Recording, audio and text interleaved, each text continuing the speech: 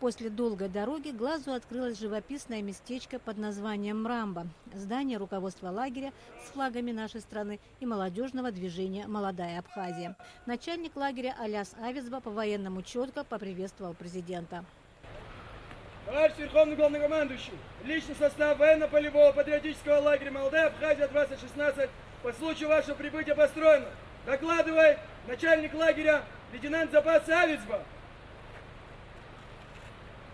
Вольно! Вольно! Красавцы!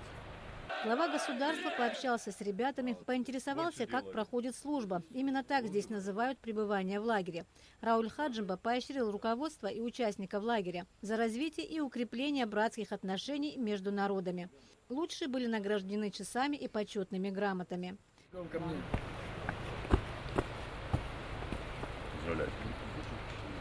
Президент в сопровождении министра обороны осмотрел помещения лагеря, места, где ребята отдыхают, столовую, спальные комнаты, оружейную. В беседе с ребятами Рауль Хаджимба отметил, что этот 5-й юбилейный лагерь приобрел поистине международный характер и выразил надежду, что все его участники в будущем станут достойными защитниками своей родины.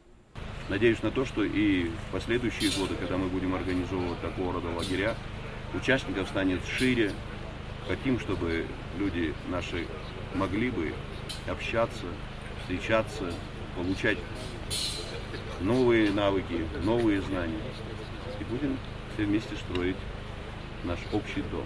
Международный военно-полевой лагерь «Молодая Абхазия» проводится по инициативе Госкомитета по молодежной политике и молодежного движения «Молодая Абхазия» при поддержке Министерства обороны Республики. Желающих принять участие в лагере было очень много. Даже пришлось проводить собеседование. По признанию ребят, особенно им понравилось преодоление полосы препятствий. Полоса препятствий и скалолазание — это было очень интересно. По-моему, это было самое интересное в этом лагере. Были инструкторы, и я думаю, всем и каждому в этом лагере понравилась эта полоса препятствий. Военной подготовкой в лагере занимаются опытные инструкторы. Ребята здесь овладевают основами полевых навыков и военной дисциплины. Рауль Хаджимба посетил полигон, где участники лагеря обучаются стрельбе из разных видов оружия. Юноши продемонстрировали президенту свое умение обращаться со стрелковым оружием. Одиночными, по грудным мишеням. Огонь!